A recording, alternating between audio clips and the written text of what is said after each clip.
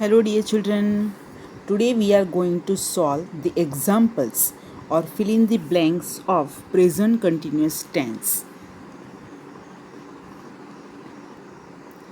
Okay, so read the first blank. They are on the playground now. તેઓ અત્યારે playground પર છે. They dash cricket.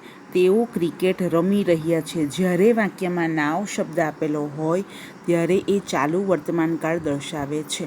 એટલે તેના પછીના અથવા તે વાક્યની અંદર આપણે ચાલુ કાળ લખવો જોઈએ. ચાલુ વર્તમાનકાળનો ઉપયોગ કરવા માટે ટુ બીનું રૂપ પ્લસ ક્રિયાપદને આઈએનજી લગાવીશું. ટુ બીનું રૂપ તો કે આઈ સાથે એમ આવશે, વી સાથે આર, યુ એકવચન બહુવચન સાથે આર આવશે, હી શી ઇટ સાથે ઇઝ આવશે અને ધે સાથે આર આવે. અને આ બધા ટુ બીના રૂપોની સાથે ક્રિયાપદને આઈએનજીનું રૂપ લાગશે. તો આપણે ફર્સ્ટ બ્લેન્કની અંદર આર પ્લેઇંગ આવશે, કારણ કે રમવાની ક્રિકેટ રમવાની ક્રિયા તેઓ અત્યારે કરી રહ્યા છે પ્લેગ્રાઉન્ડ પર, એટલા માટે. ત્યાર પછી સેકન્ડ બ્લેન્ક.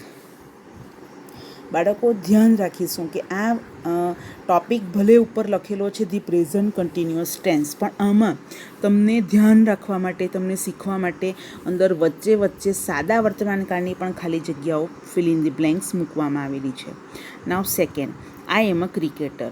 આઈ ડેશ ક્રિકેટ એવરી સન્ડે. જ્યારે વાક્યમાં એવરી શબ્દ સાથે કોઈ પણ શબ્દ આપેલો હોય ત્યારે સમજવાનું કે એ તો રોજબરોજની ક્રિયા કહી શકાય. એવરી એટલે દર, હર સન્ડે, દર રવિવારે. તો આ ક્રિયા ચાલુ નથી, આ ક્રિયા સાદા વર્તમાનકાળમાં છે, એટલે ક્રિયાપદનું મૂળ રૂપ લખશું અને આઈ સાથે ક્રિયાપદનું મૂળ રૂપ પ્લે આવશે. જો આઈની જગ્યા હી હતી તો સાદા વર્તમાનકાળમાં ક્રિયાપદના મૂળ રૂપ તરીકે પ્લેમાં એસ પ્રત્યે લાગતે, એટલે પ્લેઝ લખતે આપણે. સો અત્યારે સેકન્ડ બ્લેન્કમાં આન્સર પ્લે આવશે. Now third blank. Look at the sun. It dash it setting. It is setting. How beautiful it looks. આ વાક્યની અંદર લુક શબ્દ આપેલો છે. જ્યારે વાક્યમાં specific verbs look, see, watch, listen, hear, હરિયપ, બરાબર, આવા સ્પેસિફિક વર્બ્સ આપેલા હોય અને તાત્કાલિક તમને કહેવામાં આવે જુઓ, સાંભળો, ઉતાવળ કરો, ત્યારે તમારે સમજવાનું કે એના પછીની ક્રિયા હંમેશા ચાલુ વર્તમાન કાળમાં જોવા મળશે. લુક એટ ધી સન, સનને જુઓ, સન આથમી રહ્યો છે. તો આથમવાની ક્રિયા બોલીએ છીએ ત્યારે ચાલુ છે. જે ક્રિયા આપણે બોલતી વખતે ચાલુ હોય ત્યારે આપણે ચાલુ વર્તમાન કાળનો ઉપયોગ કરીશું. એટલા માટે it is setting. Setting SETTING. હવે SE સાથે ડબલ ટી કેમ આવ્યા? તો કે SET સેટ એ ક્રિયાપદમાં ટી એ વ્યંજન છે, કોન્સોનન્ટ છે, અને એની આગળનો જે લેટર છે એ વોવેલ છે, એટલે કે સ્વર છે. જ્યારે કોઈ પણ વ્યંજનની આગળનો અક્ષર, વ્યંજનની આગળનો લેટર, સ્વર, એક જ સ્વર આપેલો હોય ત્યારે એ વ્યંજનને આપણે ડબલ કરી દઈશું. જ્યારે આપણે આઈએનજી મૂકશું ત્યારે એના પરથી chat, chatting, put, putting, shirt, shutting, cut, cutting,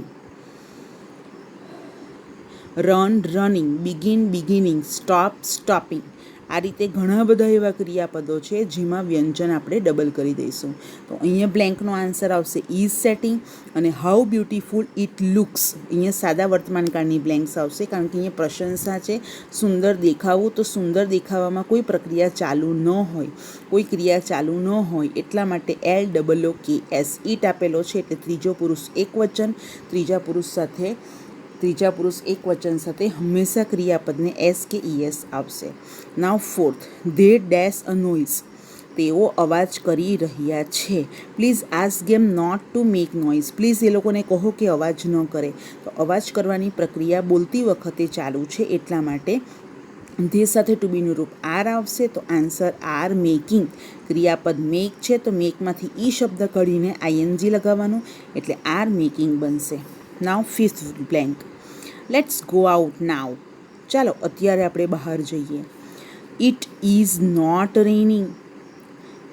નાવ શબ્દ આપેલો છે, એટલે તે ખાલી જગ્યા અથવા ત્યાર પછીની ખાલી જગ્યાની અંદર આપણે હંમેશા ચાલુ વર્તમાનકાળનો ઉપયોગ કરશું. અહીંયા ચાલુ વર્તમાનકાળમાં નકારાત્મક વાક્ય છે, એટલે ઇઝ નોટ રેનિંગ. રેઇનમાં ફરીથી એન એ કોન્સોનન્ટ, એની આગળ આઈ, આઈ એ સ્વર છે એટલે આપણે એનને ડબલ કરીશું નહીં, કારણ કે બે સ્વરો આપેલા છે એટલે એ અને આઈ બબ્બે સ્વરો છે. આપણે તો એક જ સ્વરની વાત કરી હતી કે કોન્સોનન્ટની આગળ એક જ સ્વર આવે ત્યારે કોન્સોનન્ટને ડબલ કરવાનો, એટલે અહીંયા છેલ્લો કોન્સોનન્ટ ડબલ થશે નહીં. સ્પેલિંગ આવશે RAINING, રેઇનિંગ. Now 6 number blank. Hari up, they are waiting for you. Are waiting is the answer. ARERWAITING. કારણ કે હરિયપ શબ્દ ક્રિયાપદ તરીકે અહીંયા આપેલો છે, ઉતાવળ કરો. બરાબર, આજ્ઞાર્થ પણ વાક્ય આપણે એને કહી શકીએ. હરીથી ક્રિયાપદથી શરૂ થયેલું છે એટલા માટે. અને જ્યારે બોલવામાં આવે છે ત્યારે ક્રિયા ચાલુ છે કે તેઓ તારી રાહ જોઈ રહ્યા છે. Now next 7th number blank. Time and ટાઈડ, weight four none. આ એક કહેવત છે અને આપણે સાદા વર્તમાનકાળમાં એક પોઈન્ટ પર 4 નંબરના પોઈન્ટ યુસેજીસમાં 4th નંબર પર શીખી ગયા કે જ્યારે કોઈ પણ ગુડ થોટ પ્રોવર્બ આપેલા હોય તો એ સાદા વર્તમાનકાળમાં સિમ્પલ પ્રેઝન્ટ ટેન્સમાં જ આવશે. એટલે સિમ્પલ પ્રેઝન્ટ ટેન્સમાં બેઝ વર્બ વપરાય, એટલે time and ટાઈડ, weight four none, જે બ્રેકેટમાં શબ્દ આપેલો છે એ જ બેઠો આન્સર રહેશે. નાવ 8. પ્લીઝ ડોન્ટ ડિસ્ટર્બ હિમ. મહેરબાની કરીને એને ડિસ્ટર્બ કરશો નહીં. હી ડેશ હિઝ હોમવર્ક. તે તેનું હોમવર્ક કરી રહ્યો છે. તો અત્યારે હોમવર્ક કરવાની ક્રિયા ચાલુ છે, તો જ એવું કહેવામાં આવ્યું કે એને અત્યારે ડિસ્ટર્બ નહીં કરશો. તો ઇઝ ડુઈંગ આન્સર તરીકે આવશે. Is doing, DOING, doing. ત્યાર પછી 9th બ્લેન્કની અંદર જોઈએ. Please wait for a minutes. અત્યારે થોડી મિનિટ રાહ જુઓ. He dash his lunch. He is having his lunch. Lunch લેવાની પ્રક્રિયા ચાલુ હોવાને લીધે ટુ બીનું રૂપ હી સાથે ઇઝ આવશે અને હેવમાં ING લગાવી દેવાનું, HAVING, હેવિંગ. ત્યાર પછી 10માની અંદર જોઈએ તો હેવ પેશન્સ, ધીરજ રાખો. He dash just dash arrive. He is just arriving. બરાબર, ધીરજ રાખો, એ અત્યારે જ આવી રહ્યો છે. જસ્ટ એટલે અત્યારે જ, immediately. He is just arriving, ARRIVING. Now next 11th number blank. Look, he dash ride a camel. જુઓ, તે ઊંટ હાંકી રહ્યો છે, સવારી કરી રહ્યો છે. તો લુક શબ્દ આપેલો છે તેને લીધે આપણે હંમેશા ચાલુ વર્તમાનકાળનો ઉપયોગ કરીશું. નાવ 12th નંબર. લિસન, પ્રમુખ સ્વામી મહારાજ ડેશ ધી ડિવોટીઝ. ડિવોટીઝ એટલે ભક્તો અને એડ્રેસ એટલે સંબોધન કરવું. એડ્રેસ અહીંયા હોમોનિમ્સ છે. જ્યારે એક જ શબ્દના 2 કે 2થી વધુ અર્થો થતા હોય ત્યારે આપણે એને હોમોનિમ્સ કહી શકીએ. અહીંયા એડ્રેસ એટલે સરનામું પણ થાય. જ્યારે આ પ્રક્રિયામાં એડ્રેસ એટલે સંબોધન કરી રહ્યા છે એવું આપણે લખીશું. એટલે પ્રમુખ સ્વામી મહારાજ એક વચનમાં આવે એટલે ઇઝ લખશું અને એડ્રેસમાં ING લગાવીશું એટલે ADDRESSING. Is addressing is the answer. Now 13th. The train is never late. Train કોઈ દિવસ લેટ હોતી નથી. It always dash on time. એ હંમેશા સમયસર જ દોડે છે. તો આ પ્રક્રિયા રોજબરોજની છે, આદત છે એટલે સાદો વર્તમાનકાળ આવે અને ઓલવેઝ પણ આપેલું છે એટલે રન્સ, RUNS. ઇટ છે એટલે ત્રીજો પુરુષ એક વચન સાથે. ક્રિયાપદને S કે ES લગાવશું તો રન એ ક્રિયાપદ છે, રન RUNS જવાબ આવશે. Now 14th number blank. Look at those fireman. જુઓ, પેલા અગ્નિશામક માણસોને જુઓ જે અગ્નિ હોલવનારા છે, ફાયરમેન છે, એમને જુઓ. તો લુક શબ્દ આપેલો છે તો ત્યાર પછીનામાં અથવા તે ખાલી જગ્યાની અંદર આપણે ચાલુ વર્તમાનકાળ જોઈશું. બ્રેકેટમાં ફાઇટ આપેલું છે એટલે they are fighting the fire. તેઓ અગ્નિ સામે લડી રહ્યા છે. તો answer is are fighting. Now 15th. He dash at the mirror and dash at the moment. He is standing at the mirror. મિરરની સામે તે ઊભો રહ્યો છે અને એ સેવિંગ કરી રહ્યો છે. જ્યારે એન્ડ આપેલો હોય ત્યારે યાદ રાખવાનું કે 12 ટેન્સમાં એન્ડ આપેલો હોય તો એન્ડના પહેલાં જે કાળમાં વાક્ય હોય તો એન્ડના પછી પણ તે જ કાળમાં વાક્ય આવે. એન્ડની પાછળ જો કોઈ કાળનો ઉપયોગ થયેલો હોય અને આગળ આપણને ન ખબર હોય તો આગળ પણ આપણે એ જ કાળનો ઉપયોગ કરશું. એન્ડ, બટ, ઓર આ બધા જ કન્જક્શન સાથે. તો 15 નંબરની બ્લેન્કમાં આન્સર આવશે ઇઝ સ્ટેન્ડિંગ અને ઇઝ શેવિંગ. ત્યાર પછી 16 નંબરની બ્લેન્ક જોઈએ તો he is hungry. He dash want something to it. He is hungry, he wants something to it. તો વોન્ટ્સ એ અહીંયા ક્રિયાપદના મૂળ રૂપ તરીકે વાપરીશું, કારણ કે અહીંયા કોઈ ક્રિયા ચાલુ નથી અને વોન્ટને આપણે આઈએનજી લગાવી ન શકીએ એટલા માટે. નાવ 17th, dash you dash what he dash mean to say. તો અહીંયા બ્લેન્કની અંદર અન્ડરસ્ટેન્ડમાં આ ક્રિયા કોઈ ચાલુ નથી એટલે સાદા વર્તમાનકાળમાં આવશે. પ્લસ તમારે જોવાનું કે અન્ડરસ્ટેન્ડમાં આપણે આઈએનજી પણ ન લગાવી શકીએ. તો ચાલુ કાળની અંદર do you understand what he means to say. તો બંને બ્લેન્ક અહીંયા સાદા વર્તમાનકાળની અંદર જ લખીશું. ત્યાર પછી 18 નંબરની બ્લેન્ક આપણે જોઈએ તો 18th number, don't put the dictionary અવે. ડિક્શનરીને દૂર મૂકશો નહીં. આઈ એમ યુઝિંગ ઇટ. હું એનો ઉપયોગ કરી રહ્યો છું. એટલે એમ યુઝિંગ, યુએસ આઈએનજી યુઝિંગ, આઈ સાથે ટુ બીના રૂપ તરીકે એમ આવશે એટલે એમ યુઝિંગ ક્રિયાપદને આઈએનજી લાગશે એટલે ચાલુ વર્તમાનકાળની આ બ્લેન્ક બનશે. ત્યાર પછી 19th, don't put the dictionary અવે. આઈ ઓફટન નીડ ઇટ. તો બ્રેકેટમાં જે શબ્દ આપેલો છે એ સેમ જ આન્સર આવશે. સાદા વર્તમાનકાળની બ્લેન્ક છે કારણ કે વાક્યમાં ઓફટન વર્ડ આપેલો છે એટલા માટે. Now 20, who is that girl. એ છોકરી કોણ છે? What does she want. એને શું જોઈએ છે? તો પહેલી બ્લેન્કમાં ડઝ અને બીજા પાર્ટની અંદર વોન્ટ આવશે.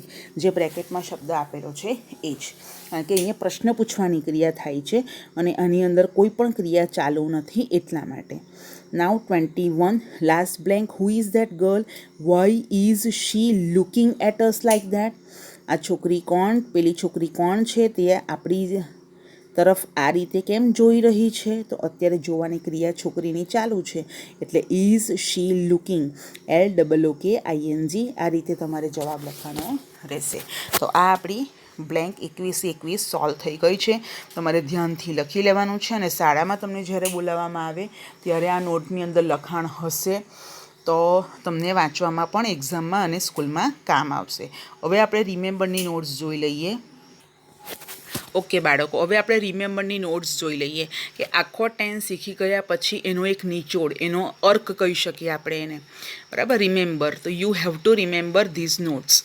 ફર્સ્ટ, વિધાન વાક્યમાં એટલે કે ચાલુ વર્તમાનકાળના વિધાન વાક્યમાં હંમેશા એમ ઇઝ અને સાથે ક્રિયાપદને આઈએનજી લાગશે. નકારાત્મક વાક્યમાં એટલે કે નેગેટિવ સેન્ટેન્સની અંદર એમ ઇઝની સાથે ટુ બીના રૂપો સાથે નોટ આવે. નોટ પછી ક્રિયાપદ આવે અને ક્રિયાપદને કેવું રૂપનું હોય? ક્રિયાપદને આઈએનજી લાગે. ત્યારબાદ પ્રશ્નાર્થ વાક્યની અંદર શરૂઆતમાં એમ ઇઝ આર, પછી કર્તા આવશે. કર્તા બાદ ક્રિયાપદને આઈએનજી વાળું રૂપ આવે અને છેલ્લે પ્રશ્નાર્થ ચિહ્ન આવશે.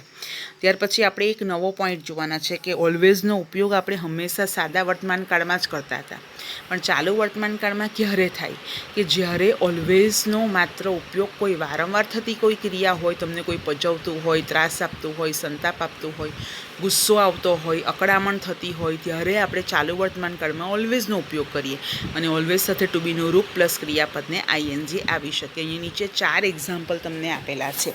He is always asking me silly questions. તે હંમેશા મને મૂર્ખામી ભર્યા પ્રશ્નો પૂછ્યા કરે છે. તો આ પ્રક્રિયા તમને સતામણી લાગે છે એક પ્રકારની, એટલે ઓલવેઝ આપેલું છે અને એટલા માટે તમે ચાલુ વર્તમાનકાળનો ઉપયોગ કરો. બાકી ઓલવેઝ સાથે તો આપણે હંમેશા સાદો વર્તમાનકાળ જ વાપરીએ છીએ. બાકી આ એક એક્સેપ્શનલ કેસીસ છે, અપવાદ છે. My mother is always demanding money from my father. મારા મમ્મી હંમેશા મારા પિતા પાસે પૈસા માંગ્યા કરે છે. બરાબર, તો આ પ્રક્રિયા પણ એક પ્રકારની એક અકળામણ કરાવે છે.